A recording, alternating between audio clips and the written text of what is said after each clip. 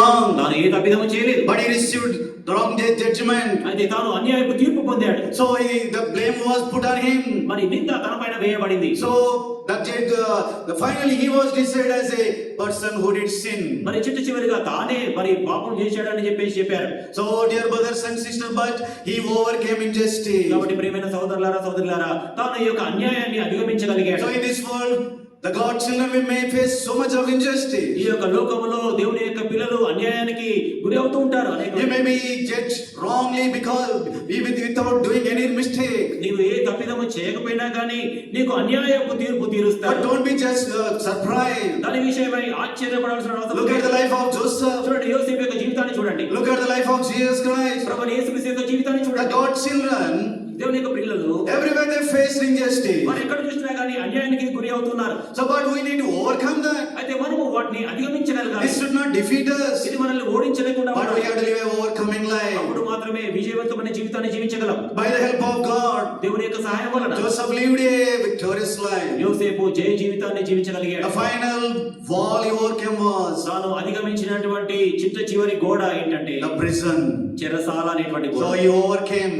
దాన్ని అధిగమించాడు. He waited there for the Lord's time. మరి ప్రభు యొక్క సమయం వచ్చేంత వరకు కనిపెట్టాడు. Almost 2 years passed. దాదాపు 2 సంవత్సరాలు But గడిచిపోయాయి. he did not lose faith. కానీ విశ్వాసం మాత్రం He కోల్పోలేదు. did not lose hope. ఏమాత్రం ఆశ He కోల్పోలేదు. overcame the prison walls. మరి చెరసాల అనేటువంటి ఆ యొక్క గోడను కూడా అధిగమించగలిగాడు. And he lived a victorious life. తాను జయమైన జీవితాన్ని జీవించాడు. So that's why he became a great example for every one of us. ఇటువంటి విధానంలో మనలో ఉన్న ప్రతి ఒక్కరి కొరకై ఆయన గొప్ప మాదిరికరంగా ఉన్నాడు. So dear brothers, we need to learn lessons from him. కాబట్టి ప్రియమైన సోదరులారా మనము ఈ యొక్క పాఠాలను ఆ యోసేపు నుంచి మనం నేర్చుకోవచ్చు. We need to live a overcoming life. మనము కూడా ఈ యొక్క జయ జీవితాన్ని జీవించగలగాలి. This morning, what was the secret in Joseph for living such a overcoming life? ఈ యొక్క ఉదయకాల సమయంలో అట్లాంటి జయ జీవితాన్ని జీవించడానికి కొరకై మరి రహస్యం ఏంటి? యోసేపు యొక్క జీవితంలో ఏమి నేర్చుకోగలం? I would like to focus in these 2 Bible studies the secrets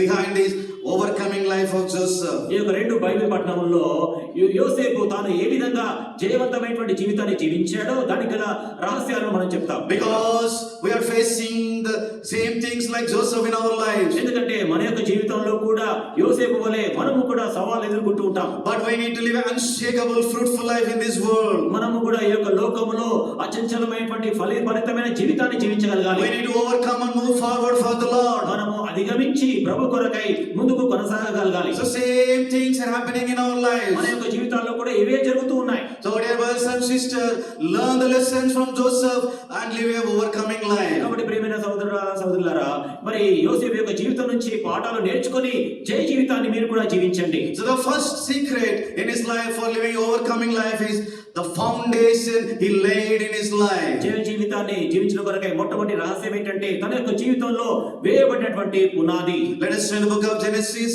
chapter 39. ఆదికాండము 39వ అధ్యాయం చూడండి. Book of Genesis chapter 39. ఆదికాండము 39వ అధ్యాయం. Let us read verse 1. మొదటి వచనము అందరం కలిసి చదువుకుందాం. Now Joseph had been taken down to Egypt, and Potiphar, an officer of Pharaoh, captain of the guard, an Egyptian, brought him from the Ishmaelites who had taken him down there. So Joseph, he was sold to Potiphar. యోసేపు పోతీఫరుకు అమ్మివేయబడ్డాడు. So dear brothers and sisters, if you see the life of Joseph, the reason behind for sold away was he was taking the bad report of his brothers to his father. కాబట్టి ప్రియమైన సోదరి యోసేపు తాను ఎందుకు మరి అమ్మివేయబడ్డాడు దానికి గల కారణాన్ని మనం చూస్తే తాను తన యొక్క అన్నల విషయమైనటువంటి చెడ్డ వర్తమానాన్ని తన యొక్క తండ్రికి తీసుకొచ్చాడు. So dear brothers and sisters, we need to understand from these words what is the main attitude or desire of Joseph in these what he did towards his brothers. యోసేపు తన యొక్క జీవితంలో తన యొక్క సహోదరుల విషయమై ఏమి చేశాడో ఆ యొక్క సంగతులను మనం చూడగలం. Why he brought the bad report of these brothers to his brother? ఎందుకు తన యొక్క అన్నల విషయమైనటువంటి చెడ్డ సమాచారాన్ని తీసుకొచ్చాడు? Because he came to know what was his brothers were doing was wrong. ఎందుకంటే తన యొక్క అన్నలు ఏమైతే చేస్తూ వచ్చారో ఆ యొక్క చెడుతనాన్ని తాను చెప్పాడు. And not only that, not only he knew the knew that it was wrong, but also he hated that. He did not do their